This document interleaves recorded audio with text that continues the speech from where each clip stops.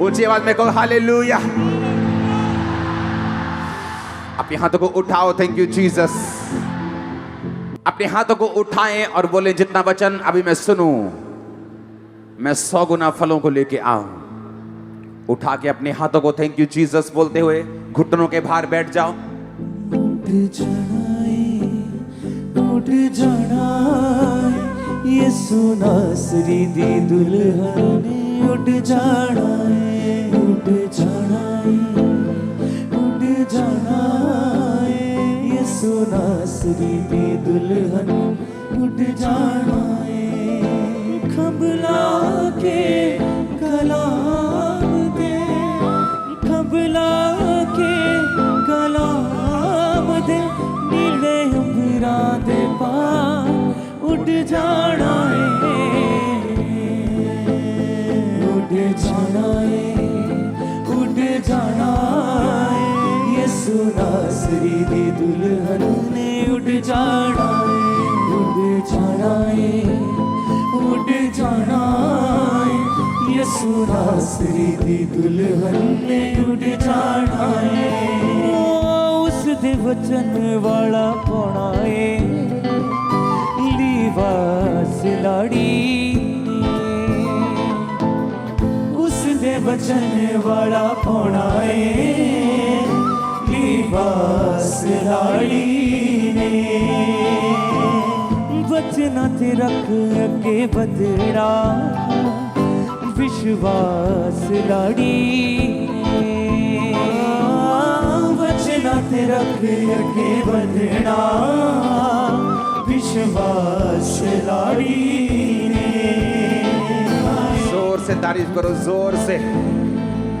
एक बार स्क्रीन की ओर देखकर अपने लिए तारीफ करो। देखो आज हम ऐसा लग रहा है कि स्वर्ग में बैठे हैं। आज जो वचन आप सुनने जा रहे हैं ये आपकी लाइफ को पूरी तरह से बदल के रख देगा। बाइबल कहती है प्रकाशित वाक्य 1 उसकी 1, 2 और 3 आयत को हम पढ़ेंगे। यीशु मसीह का प्रकाशित वाक्य जो उसे परमेश्वर ने इसलिए दिया कि वह अपने दासों को वो बातें जिनका शीघ्र होना आवश्यक है दिखाए, और उसने अपने स्वर्गदूतों को भेजकर उसके द्वारा अपने दास यूहन्ना को बताया, जिसने परमेश्वर के वचन और यीशु मसीह की गवाही अर्थात जो कुछ उसने देखा था उसकी गवाही दी। धन्य है वो जो इस भविष्यवाणी के वचन को पढ़ता है और जो सुनता है और जो इसमें लिखी हुई बातों को मानता है, क्योंकि समय निकट है। प्रकाशित वाक्य एक ऐसी पुस्तक है बाइबल की। अपने हाथों को उठाओ, खुदावंद अपने आप को हम तेरे हाथों में सौंपते हैं। आसरा रूह खुदावंद बात करे, आसरा रूह मुझसे बात करे खुदावंद। इन लोगों के हृदय को छिदे, ये बदल जाए खुदावंद, तुझ में चलें और भागें और दौड़ें और सेम न रहें इन जीसस ने। आज बाइबल कहती जो कोई भी इस वचन को सुनेगा वो ब्लेस होगा। सिर्फ सुनने से ही वो जो पढ़ेगा यानी मैं, वो ब्लेस होगा, यानी आप जो ब्लेस होंगे। आप ऑलरेडी ब्लेस हैं इस प्रेजेंस में आके यीशु मसीह के नाम में। प्रकाशित वाक्य बाइबल की एक लौती ऐसी पुस्तक है जिसने ये लिखा है कि अगर तुम सिर्फ इसे सुन ही लोगे या सिर्फ इसे पढ़ ही लोगे तो भी तुम ब्लेस हो जाओगे, तो भी तुम आशीषित हो जाओगे। आमीन। जब आप इस पुस्तक को पढ़ रहे हैं, मैं इसको पढ़ रहा हूं, आप इसे सुन रहे हैं, मैं भी इसे सुन रहा हूं, हम आज आशीषित हो चुके हैं यीशु मसीह के सामर्थी नाम में। आज जो पुस्तक, आज जो वचन प्रकाशित वाक्य के बीच से मैं आपको पढ़ने के लिए जा रहा हूं, उसका रीजन मैं आपको बताना चाहता हूं। परमेश्वर ये चाहता है, आप वाइट कपड़ों में इसलिए हैं, कुछ लोगों ने डालियां पकड़ी हुई हैं, जो वचन मैंने पढ़ा था पिछले मीटिंग को कि बहुत सी एक वाइट लोगों की, वाइट कपड़े डाले हुओं की भीड़ जो हाथ में खजूर की डालियां लिए हुए स्वर्ग में, जिनकी कोई गिनती नहीं। वाइट कपड़ों का मतलब वो लोग जो जीत चुके हैं। वाइट कपड़ों का मतलब वो लोग जो पवित्रताई में रहकर, पाप पर फतह पाकर, कलेश के ऊपर फतह पाकर, जो डरे नहीं, जो घबराए नहीं, किसी के डराने से डरे नहीं और परमेश्वर में खड़े रहे। बाइबल कहती है वो सब लोग स्वर्ग में जीत कर, वाइट वस्त्र डालकर यानी पवित्रताई के वस्त्र डालकर परमेश्वर के सामने खड़े होंगे। आज जब एक दूसरे को आप वाइट कपड़ों में, मुझे वाइट कपड़ों में आप देख रहे हैं, ये एक निशानी है कि ये तो थोड़ी सी भीड़ है, वहां तो करोड़ों की, ये लाखों की हो सकती, वहां करोड़ों की भीड़ होगी जो वाइट कपड़ों को डालकर, बाइबल कहती है हर जाति में से, हर कुल में से, हर भाषा में से एक भी जाति ऐसी नहीं होगी धरती की, एक भी भाषा ऐसी नहीं होगी धरती की जो उस भीड़ में मौजूद नहीं होगी। कि परमेश्वर जो है वो क्या चाहता है, आपने अपनी स्पिरिट को, अपनी सोल को, अपनी आत्मा को इस संसार के चक्करों से, पापों से क्यों बचाकर रखना है।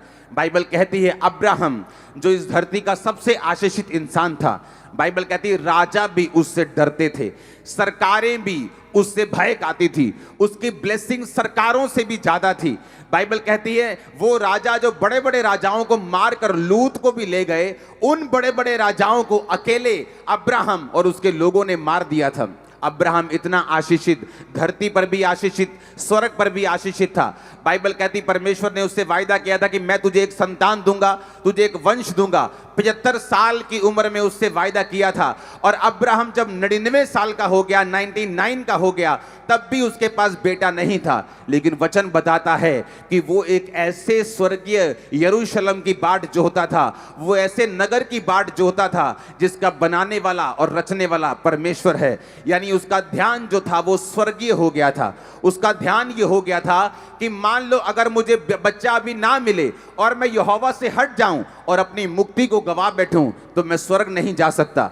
मैं स्वर्ग जाना चाहता हूं, चाहे मुझे संसार की आशीष मिले या ना मिले, चाहे खुदा का वायदा पूरा हो या ना हो, वो चंगा करे या ना करे, ब्लेस करे ना करे, लेकिन मैं अपनी साल्वेशन, अपनी मुक्ति को नहीं गवाऊंगा। और बाइबल कहती जब ये बात परमेश्वर ने अब्राहम के अंदर देखी कि अब्राहम किसी भी कीमत के ऊपर अपनी मुक्ति को खत्म नहीं करना चाहता, किसी भी कीमत के ऊपर यहोवा को त्यागना नहीं चाहता, कोई भी आशीष मिले या ना मिले वो परमेश्वर से दूर नहीं हटना चाहता, इसलिए बाइबल कहती है परमेश्वर ने उसको वंश भी दिया। और बाइबल कहती है तारों के समान उसको बच्चे दिए, रेत के किणकों के समान उसको बच्चे दिए, उसको वो सब कुछ दिया। फिर वो चाहता था, बाइबल कहती है जो अपना सब कुछ त्याग कर परमेश्वर के पीछे हो गए हैं, धरती पर एक भी वस्तु ऐसी नहीं होगी जो परमेश्वर आपको नहीं देगा, एक भी ब्लेसिंग ऐसी नहीं होगी जो परमेश्वर आपको नहीं देगा। लेकिन बात यह है हमारा ध्यान ब्लेसिंग की ओर नहीं होना चाहिए, हमारा ध्यान जो है वो स्वर्गीय यरूशलेम की ओर, वो स्वर्ग की ओर, वो मुक्ति की ओर होना चाहिए, ताकि परमेश्वर वो सारे कामों को हमारी जिंदगी में पूरा कर सके जो परमेश्वर चाहता है। आमीन। परमेश्वर ने ये रूल बनाया है, ये एक नियम है कि जब एक इंसान धरती के ऊपर पूरी तरह से आत्मिक हो जाएगा, संसार की हर एक वस्तु, हर एक आशीष वो राजाओं के पास हो ना हो, वो तुम लोगों के पास और तुम्हारे परिवारों के पास होगी। आमीन। ऊंचा ये ब्लेसिंग तुम्हारी ये चर्च। Hallelujah, hallelujah. जो वचन आज परमेश्वर आपको देना चाहता है, उस वचन को मैं पढ़ूंगा, प्रकाशित वाक्य 2 उसकी 1 से 7 आयत। उसमें परमेश्वर ने यूहन्ना को कहा, इफसुस की कलीसिया के दूत को ये लिख। आप जानते यूहन्ना कौन था? यूहन्ना सबसे लेट, सबसे बाद में मरने वाला प्रेरित था। वो इतना बूढ़ा हो गया था, उसको तेल में, कढ़ाई में, उबले हुए तेल में डाल देते थे, वो मरता नहीं था, वो मरता नहीं था। उसको कितनी बार मारा गया, वो मरा नहीं। और बाद में उसको जैसे काले पानी की सजा देते किसी को, एक टापू पर छोड़ दिया गया, पतमुस नामक टापू पर उसको छोड़ दिया गया। और बाइबल कहती है परमेश्वर से जो व्यक्ति प्यार करता है, जो शिकायत नहीं करता, जिसको मालूम है कि कलेश एक मसीही जीवन का हिस्सा है, हमारे नाम को बुरा कहना एक मसीही जीवन का हिस्सा है। जिस तरह यूहन्ना बपतिस्मा देने वाला और ये यूहन्ना प्रकाशित वाक्य, ये अलग अलग लोग हैं। ये वो यूहन्ना था जो परमेश्वर का चेला था, जो परमेश्वर के साथ रहता था, परमेश्वर से प्यार करता था। और बाइबल कहती है ये क्रूसिफिकेशन के टाइम पर भी परमेश्वर के नजदीक खड़ा था। इसी को परमेश्वर ने अपनी माता को दे दिया था और कहा था कि ये आज से तेरी माँ है, और माँ को बोला था आज से ये तेरा बेटा है। अब ये वही यूहन्ना, इमेजिन करो, एक साइलेंट टाइम में जी रहा था, जहां इसको टापू पर छोड़ दिया गया था, जहां इसको लगता कि मेरी जिंदगी के जो थोड़े से साल रहते हैं वो इसी तरह से खत्म हो जाएंगे। लेकिन बाइबल कहती है जब आप परमेश्वर के साथ वफादार रहते हैं, वो एक ऐसा झटका मारता है, वो एक ऐसा ब्रेक थ्रू देता है, वो एक ऐसी ब्लेसिंग देता है जो युगानुयुग छाई रहती है आप पर, आपके परिवार और वंशों के ऊपर। अब यहां पर क्या हुआ? यहां पर बाइबल कहती है यूहन्ना के ऊपर क्या हुआ। यूहन्ना को परमेश्वर ने एक दर्शन दिया, उसे अपना आप दिखाया, उसे प्रकाशित वाक्य दिया और उसी यूहन्ना को कहा इफिसुस की कलीसिया के दूत को ये लिख, जो 7 तारे अपने दाहिने हाथ में लिए हुए है और सोने की 7 दीवटों के बीच में फिरता है, वह ये कहता है कि मैं तेरे काम, तेरे परिश्रम, तेरे धीरज को जानता हूं, ये भी कि तू बुरे लोगों को देख नहीं सकता और जो अपने आप को प्रेरित कहते हैं और है नहीं, उन्हें तूने परख कर झूठा पाया है। ऐसे लोग जिनको प्रेरिताई से कोई मतलब नहीं, जिनको मेहनत करने से कोई मतलब नहीं, जो देखते हैं अच्छा उसकी कलीसिया ज़्यादा है, पता नहीं प्रेरित नाम लगाकर हो गई होगी, मुझे भी यही नाम रखना है, लेकिन उनके अंदर ऐसा कुछ भी नहीं। उसने कहा तू धीरज धरता है और मेरे नाम के लिए दुख उठाते थका नहीं, परंतु मुझे तेरे विरुद्ध ये कहना है कि तूने अपना पहला सा प्रेम छोड़ दिया है। इसलिए स्मरण कर तू कहाँ से गिरा है, मन फिरा और पहले के समान काम कर।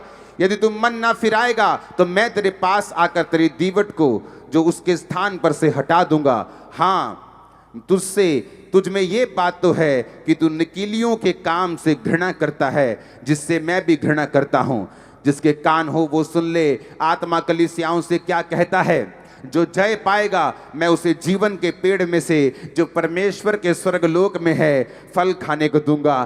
पूरी कलीसिया ऊंची आवाज में तारीफ करते हुए आमीन बोले ऊंची आवाज में।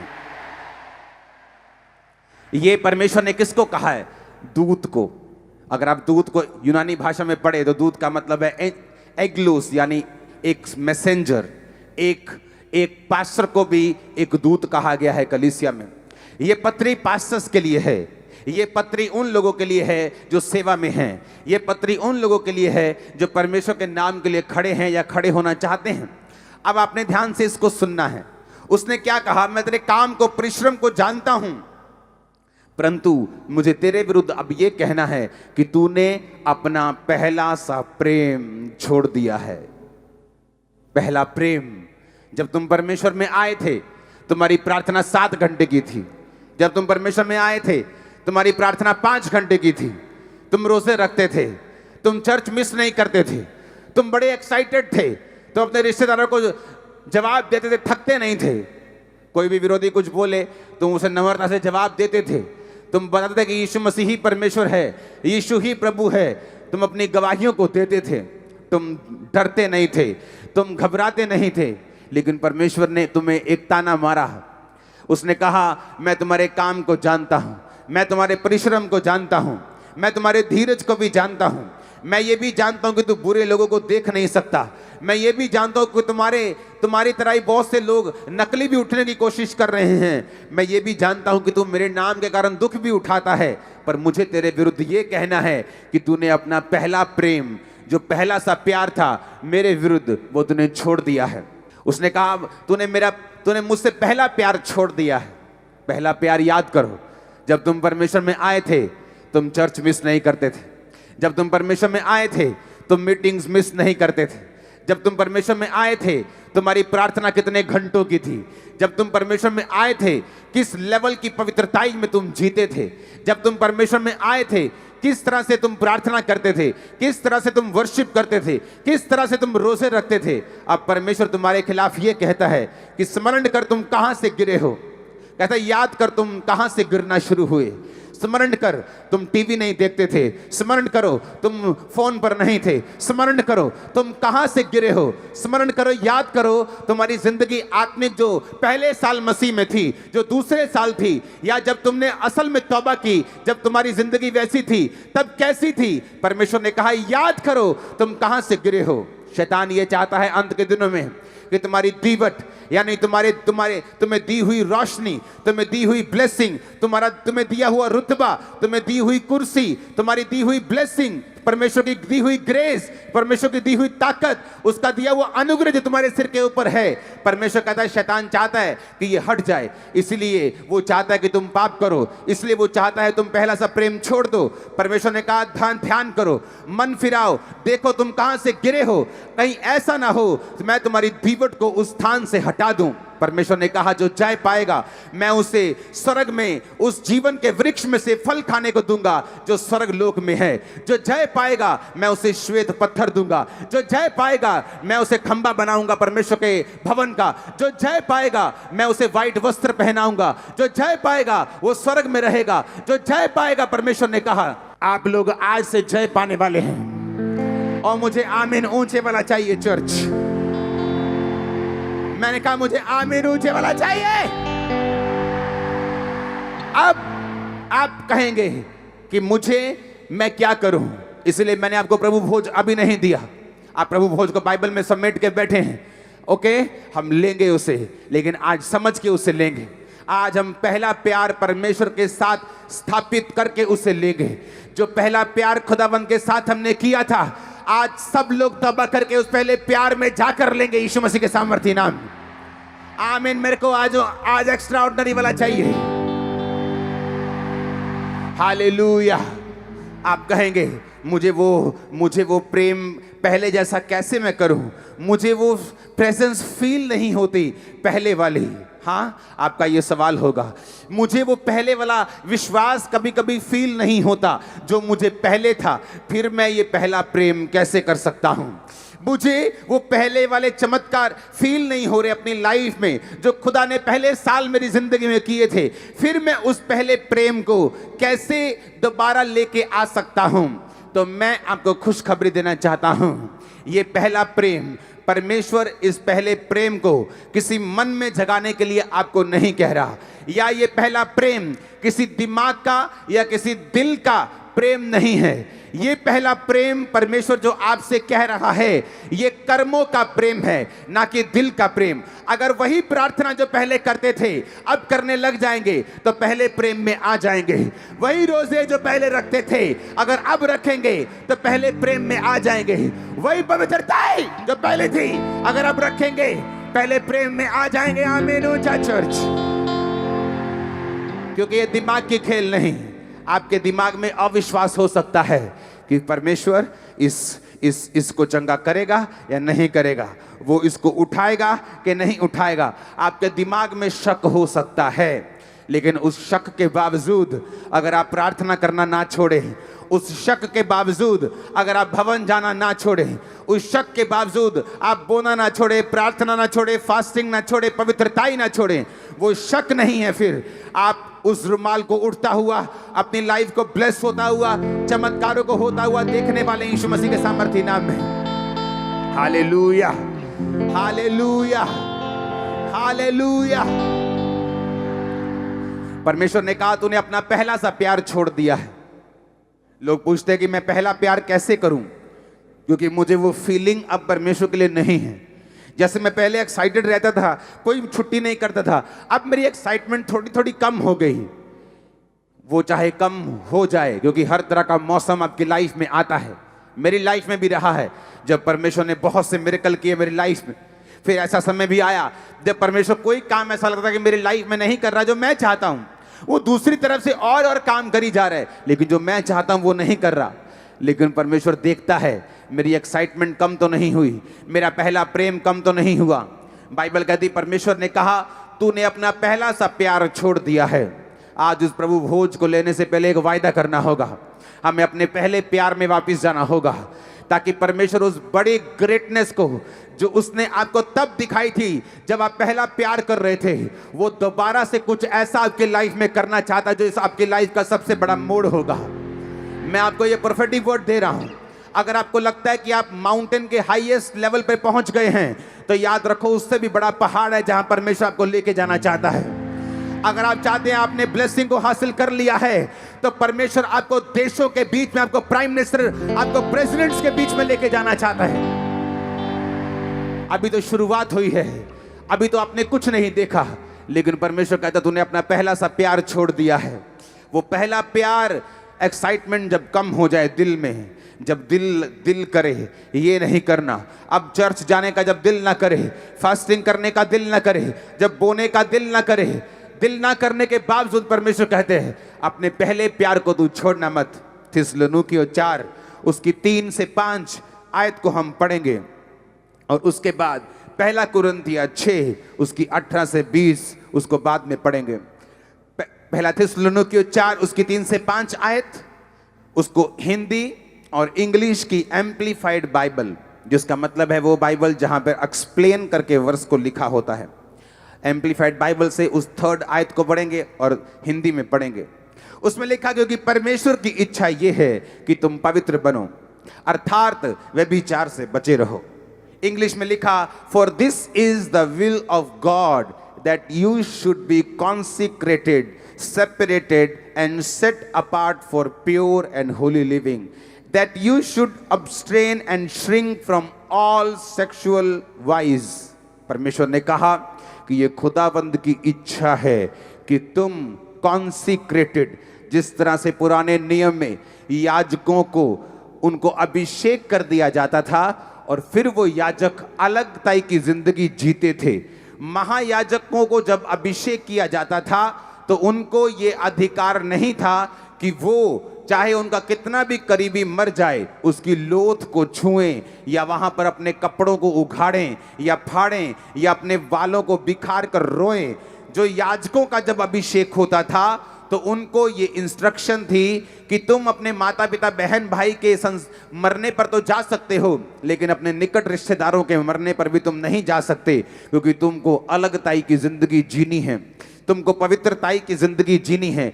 You should be consecrated, separated and set apart for pure and Holi living, कि तुम होली लिविंग के लिए, पवित्रताई की जिंदगी और प्योरिटी की जिंदगी के लिए, शुद्धता की जिंदगी के लिए अपने आप को अलग ताई में रखोगे, अपने आप को सेपरेट रखोगे, तुम अपने आप को कॉन्सिक्रेटेड रखोगे, क्योंकि ये परमेश्वर की विल है, ये परमेश्वर की इच्छा है। जिस तरह से एक संसारिक बाप जब मरने वाला होता है तो विल लिख कर जाता है कि मेरी कितनी प्रॉपर्टी मेरे किस बच्चे को मिलेगी, उसी तरह परमेश्वर की विल है, लेकिन परमेश्वर जीवित है, हमारे बीच में है, लेकिन उसकी विल है, उसकी इच्छा है, उसकी आपके लिए मंशा ये है कि आप लोग पवित्र बने, आप लोग सेट अपार्ट करें, सेपरेटेड करें, कॉन्सिक्रेटेड करें, एक पवित्रताई की और एक प्योरिटी की जिंदगी के लिए, और व्यभिचार से, हर तरह के सेक्सुअल पाप से आप बचे रहें।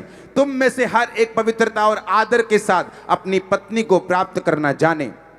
उसमें लिखा, जब हम 5 आयत को पढ़ते हैं, और ये काम अभिलाषा से नहीं, ना उन जातियों के समान जो परमेश्वर को नहीं जानती। पहला कुरिन्थियों 6 उसकी 18 से 20 आयत में लिखा, व्यभिचार से बचे रहो। जितने अन्य पाप मनुष्य करता है वह देह के बाहर हैं, परंतु व्यभिचार करने वाला अपनी ही देह के विरुद्ध पाप करता है। क्या तुम नहीं जानते तुम्हारी देह पवित्र आत्मा का घर है जो तुम में बसा हुआ है। बाइबल कहती है जब तुम वेश्या के साथ एक तन होते हो, जब तुम उसके साथ सोते हो तुम एक हो जाते हो। बाइबल कहती हर तरह का पाप तुम्हारी देह से बाहर है, लेकिन व्यभिचार करने वाला अपने शरीर के विरुद्ध, अपनी बॉडी के विरुद्ध, अपने अंगों के विरुद्ध पाप करता है, क्योंकि तुम्हारा शरीर पवित्र आत्मा के रहने का स्थान है। तुम्हारा शरीर पवित्र आत्मा का घर है, क्योंकि वो तुम में बसा हुआ है। बाइबल कहती है कि अपनी पत्नी के अलावा अगर तुम शादीशुदा हो, तुम किसी के साथ भी, चाहे वो तुम्हारी एंगेजमेंट हुई हो, चाहे वो तुम्हारी कोई भी हो, तुम सेक्सुअल रिलेशनशिप नहीं रख सकते। तुम्हें पवित्रताई में ही रहना होगा, क्योंकि ये परमेश्वर की इच्छा है कि तुम अलगताई में, सेपरेटेड, सेट अपार्ट, प्योर, शुद्धता और होली लिविंग के लिए, पवित्रताई की जिंदगी के लिए तुम रह सको। बाइबल कहती है व्यभिचार करने वाला व्यक्ति ये ऐसा पाप है जो अपने ही शरीर के विरुद्ध किया जाता है। ये एक ऐसा गुनाह है जो गुनाह एक व्यक्ति को गंभीर रूप से बीमार कर सकता है। हर एक बीमार व्यक्ति जरूरी नहीं है कि व्यभिचार की वजह से ही बीमार हो, वो परीक्षा की वजह से हो सकता है, संसारिक कारणों की वजह से हो सकता है, गलत डाइट की वजह से हो सकता है, पाप की वजह से हो सकता है, शैतानी अटैक की वजह से हो सकता है, परीक्षा की वजह से हो सकता है, पाप की वजह से भी हो सकता है।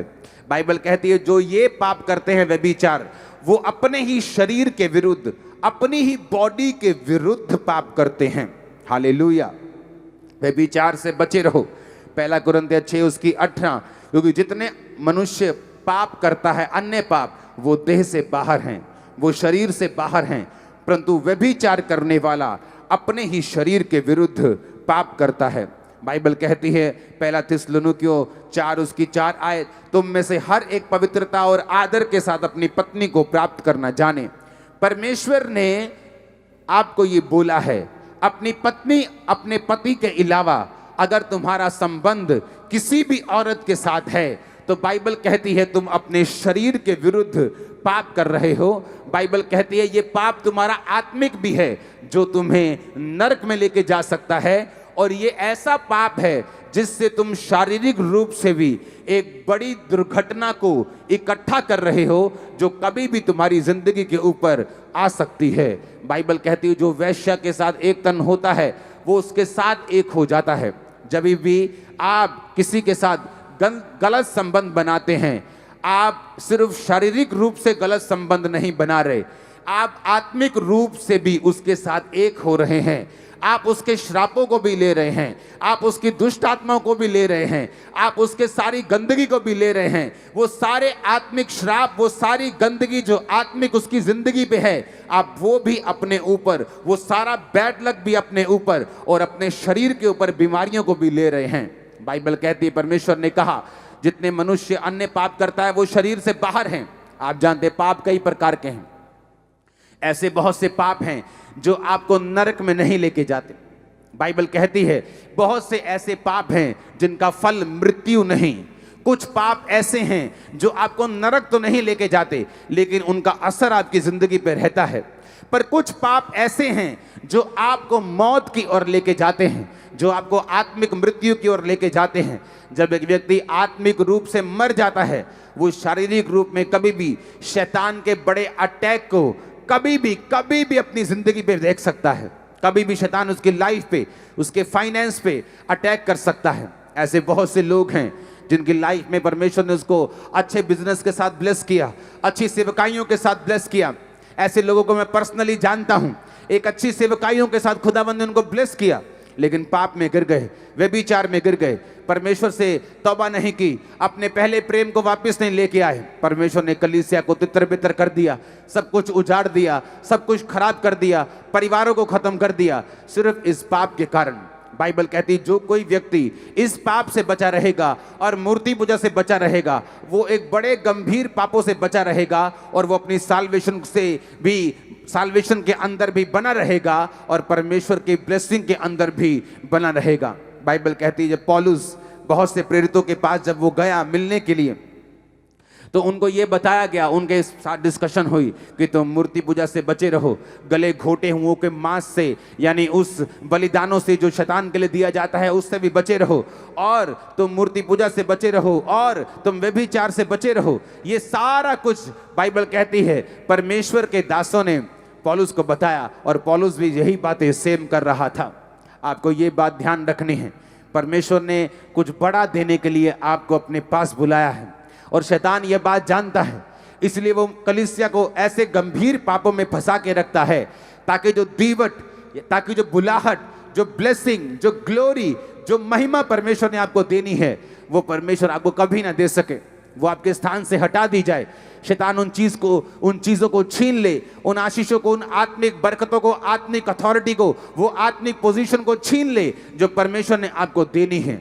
याद रखो, अगर आपकी आत्मिक पोजीशन हिल गई तो आप कभी भी परमेश्वर से उन बरकतों को नहीं पा सकते। अंधा जब चंगा हुआ, बाइबल कहती है उसने परमेश्वर को पुकारा, पहली बात उसकी शारीरिक पोजीशन, जो वो उस सड़क पे बैठा था जिस सड़क से प्रभु यीशु मसीह गुजर रहे थे वो सही थी। उसकी आत्मिक पोजीशन कि उसने यीशु मसीह को पुकारना छोड़ा नहीं। अपने अपने उस कपड़े को जो जो एक सर्टिफिकेट भिखारी होने का था उसको फेंक कर कि अब मैं भीख नहीं मांगूंगा, खुदाबंद का बेटा बन गया हूं, उसके पीछे चलूंगा। आत्मिक पोजीशन को भी सही किया। जब तक आपकी शारीरिक पोजीशन सही नहीं, आप किसी अच्छी चर्च के मेंबर नहीं, आप किसी जीवित चर्च के मेंबर नहीं, जहां खुदावंद के कलाम को आपको सुनाया जाए, जहां परमेश्वर की शिक्षा हो, जहां साल्वेशन का प्रचार हो, जहां मुक्ति का प्रचार हो, जहां पाप के विरुद्ध में बोला जाए, जहां हीलिंग्स हो, मिरेकल्स हो, अगर आप ऐसी जीवित चर्च का हिस्सा नहीं, आप बहुत डेंजर में हैं। आपकी शारीरिक पोजीशन फिर सही नहीं है। जब तक आपकी शारीरिक पोजीशन सही नहीं, आपकी आत्मिक पोजीशन भी सही नहीं होती। क्योंकि बाइबल कहती है एक कोयले की उस भट्टी में से जब एक जीवित कोयला, एक आग से बलता हुआ कोयला जब हम निकाल कर बाहर रख देते हैं तो वो थोड़ी देर तो जलता रहता है, पर थोड़ी देर के बाद वो जलना बंद कर देता है। लेकिन बाकी कोयले जो इकट्ठे रहते हैं वो जलते रहते हैं। शैतान मूर्ख बनाता है लोगों को। जब वो आप अच्छी कलीसियाओं से बाहर निकलते हैं, आपको लगता है पहले 1 साल 6 महीने मेरी तो स्पिरिचुअल लाइफ में कोई फर्क नहीं पड़ा। ओ चर्च में जाते कभी कोई वॉलंटियर बोलता है मेरा दिमाग वहाँ खराब हो जाता है, कभी फलाना बंदा ये मेरे को ये बोल देता है मेरा दिमाग खराब हो जाता है, मैं जलता हूँ, मैं कुटता हूँ। इससे अच्छा है घर बैठ के बंदगी करो। ये शैतान का सबसे बड़ा हथियार है। क्योंकि जो उसने कोयला भट्टी में से बाहर निकाला है वो एकदम से कभी भी ठंडा नहीं होता, उसको टाइम लगता है ठंडे होने के लिए। शैतान एकदम से आपको ठंडा नहीं कर सकता, वो धीरे धीरे करके आपकी लाइफ में उन चीजों को करता है। वो एकदम से आपको गंदगी नहीं दिखाता। पहले आप थोड़ी सी गंदगी देखते हैं, फिर आप थोड़ी थोड़ी सी गंदगी को स्वीकार करना शुरू करते हैं, फिर आप फेसबुक पे जाते हैं, फिर आप इंस्टाग्राम पे जाते हैं, फिर रील्स पे जाते हैं, फिर आप कहीं और पहुंच जाते हैं। और शैतान का ये हथियार है, वो धीरे धीरे आपको अपने गुनाहों में, पापों में और जालों में फंसाता है। आपको ऐसा नहीं करना। आपको पहले कदम के ऊपर आज शैतान को नाश करना है। वो शैतान जो आपकी लाइफ में काम कर रहा है, आज खुदावंद की फायर उस पे उतरे और उसके सारे काम चल के नाश हो जाए। आमीन हो चाहिए बरकत आपकी। Hallelujah, hallelujah. और इसी तरह से शैतान चाहता है कि लोग संगतियों में ना रहें, वो चर्चिस में ना रहें, वो अच्छी संगतियों के भागी ना हों। क्योंकि परमेश्वर का एक प्लान है। वो चर्च में जब आप जाते हैं वो आपको विजन के नीचे रखता है। वो विजन क्या है? आप सिर्फ सेव होने के लिए नहीं बुलाए गए, मेरी बात को ध्यान से सुनना। आप सिर्फ मुक्ति पाने के लिए नहीं बुलाए गए हैं, आप दूसरों की मुक्ति का कारण बने, आप इसलिए बुलाए गए हैं। वो कैसे बन सकते हैं? घर बैठकर आप दूसरों की मुक्ति का कारण नहीं बन सकते। आप जब चर्च में आते हैं आप प्रार्थना करते हैं। आप जब चर्च में आते हैं आप बोते हैं, आपका बोने से रूहें बचती हैं। आप जब चर्च में आते हैं आप प्रार्थना करते हैं। आप जब चर्च में आते हैं आप अपने अगुए के लिए प्रार्थना करते हैं। आप विजन को लेते हैं, आपको बुक्स मिलती हैं, आपको पम्फलेट्स मिलते हैं, आप लोगों को बताते हैं, आप वचन से जुड़े रहते हैं, भवन से जुड़े रहते हैं। ये सब चीजें परमेश्वर यूज करता है आपको ब्लेस करने के लिए। बाइबल कहती है, पौलुस कहता है कलीसिया को, तुम्हारी हर घटी को महिमा सहित परमेश्वर पूरी करेगा। हर घटी को पूरा करेगा वो महिमा सहित मसीह यीशु में। वो कलीसिया थी जिसने पौलुस का प्रचार करने में साथ दिया था। ऐसा नहीं कि पौलुस को किसी चीज की कमी थी। पौलुस का अपना बिजनेस था। मेरा अपना एक बिजनेस है। मैं अपने बिजनेस से अपने पैसों को चलाकर, पैसों से लेकर अगर घूमने में जाता हूं तो मेरे पर्सनल पैसों के टिकटों से जाता हूं। मेरा एक काम है जो मैं करता हूं। चर्च के पैसों से मैं नहीं जाता हूं। मैं चर्च के पैसों में जाता हूं जब मुझे क्रूसेड करने के लिए जाना हो। लेकिन जब अपने काम के लिए जाता हूं मैं अपने पैसों से जाता हूं। अगर मैं बाहर खाना खाता हूं तो अपने पैसों से खाता हूं। क्योंकि ताकि कलीसिया से मुझे मांगना ना पड़े, ताकि जब मैं कलीसिया को बोने के लिए बोलूं तो कलीसिया ये ना समझे कि पास्टर अपनी जरूरतों के लिए कह रहा है। मेरे पास इतना है, मैं ब्लेस हूं और मैं दूसरों को ब्लेस कर सकता हूं, इतना मेरे पास है। क्यों? क्योंकि मुझे मालूम है कि जो कुछ मेरे पास है मुझे साल्वेशन के लिए इस्तेमाल करना है। जो कुछ मेरे पास है मुझे मुक्ति के लिए इस्तेमाल करना है। जब हम झुंड में रहते हैं, जब हम बंदगी में रहते हैं, जब हम भवन में रहते हैं, खुदावंद की ब्लेसिंग, उसकी कृपा हम पे बनी रहती है। जब हम विजन में लगे रहते हैं, विजन में जुड़े रहते हैं, वो लोग सेल्फिश हैं जो किसी जीवित चर्च का हिस्सा नहीं, जो ये कहते हैं हम घर बैठकर बाइबल स्टडी कर लेंगे, घर बैठकर बंदगी कर लेंगे। No no no no. अगर आप बंदगी करने के लिए नहीं बुलाए गए हैं और आप घर बैठे बंदगी कर रहे हैं, आपको मालूम है ये गलत है। हर बंदा पास्टर होने के लिए नहीं बुलाया गया, हर बंदा इवेंजलिस्ट होने के लिए लिए नहीं बुलाया गया। हर एक बंदे का अलग अलग रोल है, हर बंदा अलग सेवकाई करने के लिए भी नहीं बुलाया गया। अगर हम अपने अपनी रोल को निभाएंगे, बाइबल कहती जो काम, जो ब्लेसिंग परमेश्वर ने आपको देनी है, वो शैतान कभी भी आपसे छीन नहीं पाएगा। वो लोग जो आराम से मिनिस्ट्रीज में रह के ब्लेस होते हैं, उन्हीं ब्लेसिंग्स को लेने के लिए वो कितनी प्रार्थनाएं करते हैं जब अलग होते हैं, कितनी मेहनत करते हैं जब अलग होते हैं, और तब भी उस लेवल तक नहीं पहुंच पाते, कितने कितने साल। ये परमेश्वर की उनको निशानी होती कि तुम गलत जगह के ऊपर हो, तुम गलत तरीके से मेहनत कर रहे हो। परमेश्वर ने कहा तूने अपना पहला सा प्रेम छोड़ दिया है। देख तू कहां से गिरा और मन फिरा, देख तू कहां से गिरा और मन फिरा, और पहले के समान कार्य कर। आपको पहले के समान कार्य करने होंगे। आमीन, आमीन। ऊंची आवाज में बोलो आमीन। मैं जानता हूं बहुत से लोगों के जो पारिवारिक रिश्ते हैं वो थोड़े सालों के बाद खराब हो जाते हैं। फिर हस्बैंड का मुंह इधर, वाइफ का मुंह इधर। एक वॉलंटियर मेरे पास आया, उसने कहा कि मेरा जो हस्बैंड है वो अभी भी ये चाहता कि मैं उसके साथ बैठूं, टाइम स्पेंड करूं, लेकिन मुझे ये लगता है कि ये चीज़ आत्मिक नहीं है। मैंने कहा ये चीज़ आत्मिक है। अपने हस्बैंड के साथ, वाइफ के साथ समय व्यतीत करना ये आत्मिक है। अगर तुम ऐसा नहीं करोगी तो शैतान को तुम मौका दोगी। उसे लगा कि ये पास्टर इतना आत्मिक नहीं है, ये मुझे पवित्रताई से बाहर कर रहा है। थोड़े दिनों के बाद उसका हस्बैंड उसी की मोहल्ले की एक लड़की के साथ भाग गया। मैंने कहा अब बता क्या हुआ, तूने मेरी बात को नहीं सुना, जो बाइबल कहती उसे नहीं सुना। अब बता, शैतान ने तेरी लाइफ में काम किया।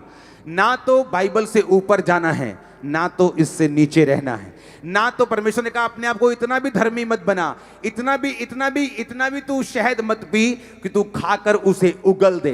कितने मेरी बात को समझ रहे हैं? तू मिडिल में रहना है, ना तो फैशन का अगुआ बनना है और ना ही बहुत पीछे रहना है। ऐसा ना हो कि फैशन का तू अगुआ बन जाए और लोग बिगड़ जाएं, और ना ही तू इतना बैकवर्ड हो कि जो अब की लोग हैं, जो अब का यूथ है, उसे लगे कि ये बहुत बैकवर्ड है, इसको हम फॉलो नहीं कर सकते। तूने बीच में रहना है। आमीन। जब आप वापिस जाएंगे, आज हर एक व्यक्ति को व्हाइट कपड़े पहने हुए जब आप देखेंगे, 99.99% व्यक्ति व्हाइट कपड़े डाल के आए, आप जब देखेंगे एक बड़ी भीड़ को, आपको ये दर्शन समझ आएगा कि वो स्वर्ग में जहां बड़ी भीड़ होगी, क्या मैं उस भीड़ में हूं या नहीं हूं? क्या वो व्यभिचार, क्या वो गलत काम, क्या वो मूर्तियों को पूजना, क्या वो ऐसा काम जो बाइबल के विरुद्ध में है, क्या वो मैं करके कहीं उस भीड़ का, जो बड़ी भीड़ बाइबल में लिखी है स्वर्ग में होगी, क्या मैं उसका हिस्सा हूं? क्या मैं परमेश्वर के भवन में होऊंगा? क्या मैंने मुक्ति प्राप्त कर ली है? ये आपको सोचने के ऊपर मजबूर करेगी। और मैं आपको फिर से बताता हूं, मैं आपको न्योता देता हूं, मैं आपको इनवाइट करता हूं परमेश्वर के साथ पहले प्यार को फिर से स्थापित करने के लिए अपनी जिंदगी में। हालेलुया। आपके परिवार में भी कई बार ऐसा ही होता है, आपके बच्चों के साथ, आपके वाइफ, आपके हस्बैंड के साथ, आपके माता पिता के साथ। कई बार आपका दिल नहीं करता तो भी समय व्यतीत करिए, क्योंकि आप जब प्रैक्टिकली समय व्यतीत करेंगे अपने बच्चों से, आप जब प्रैक्टिकली, चाहे आपका दिल ना करे, आप उस समय को व्यतीत करते जाएंगे, आप देखेंगे वो प्यार कभी कम नहीं होगा आपके परिवार में एक दूसरे के साथ। क्योंकि आपकी निगाह में जो प्यार है वो एक फीलिंग है कि पहले साल फीलिंग बड़ी अच्छी थी, दूसरे साल कम हो गई, अब वाइफ उधर, बेटा उधर, बेटी उधर, वो उधर। ऐसा नहीं है, हम फीलिंग से चलने वाले लोग नहीं हैं। जब आप बैठे रहेंगे, समय को व्यतीत करते रहेंगे, वो सब कुछ वापस आ जाएगा जो पहले होता था। मैं आज आपके टूटे परिवारों को जुड़ता हुआ, टूटे परमेश्वर के साथ संबंधों को जुड़ता हुआ, आपके पहले प्यार को वापस आता हुआ देख रहा हूं। आमीन हो जा। हालेलुया। परमेश्वर आपको ऐसा कोई काम नहीं कहेंगे जो आपकी सोच से परे हो। आप अपनी फीलिंग पे काबू नहीं कर सकते। आपका दिमाग इधर जा सकता है, उधर जा सकता है, लेकिन आप अपने कर्मों के ऊपर काबू कर सकते हैं।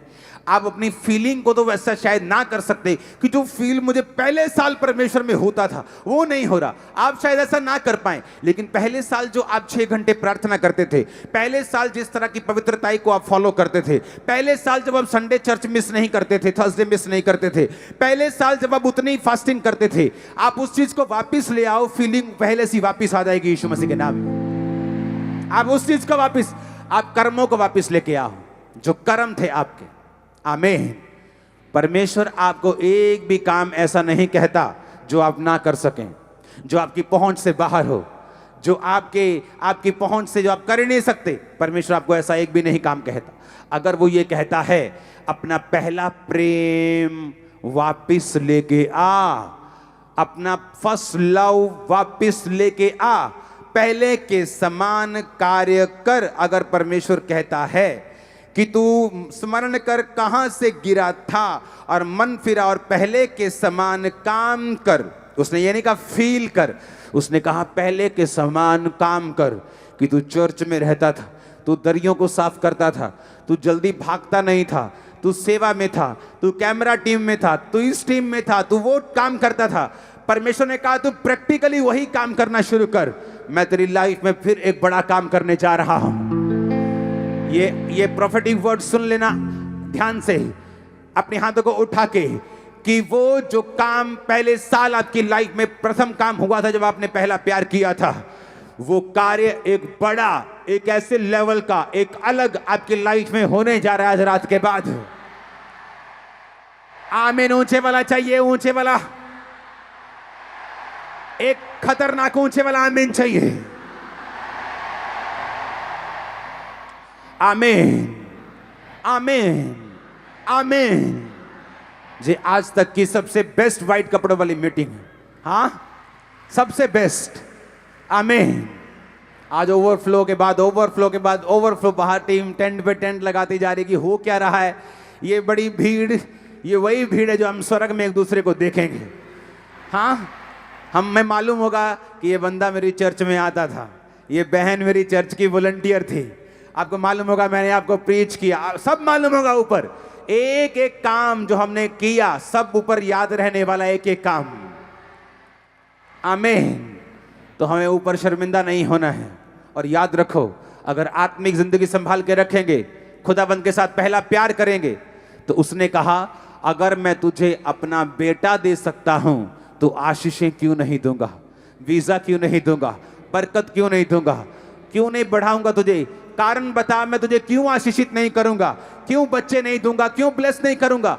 अगर तू मेरे इकलौते बेटे यीशु मसीह में विश्वास कर सकता है और उससे पहले जैसा प्यार कर सकता है, तो मैं भी तेरे जीवन को ब्लेस कर सकता हूं। ओ आमीन। ऊंचे वाला चाहिए चर्च। Hallelujah, hallelujah. अब अपने फर्स्ट लव को संभाल के रखेंगे। ये मीटिंग्स आपको परमेश्वर के साथ खड़ा कर देंगी, right standing with God, righteousness में कर देंगी। हालेलुया।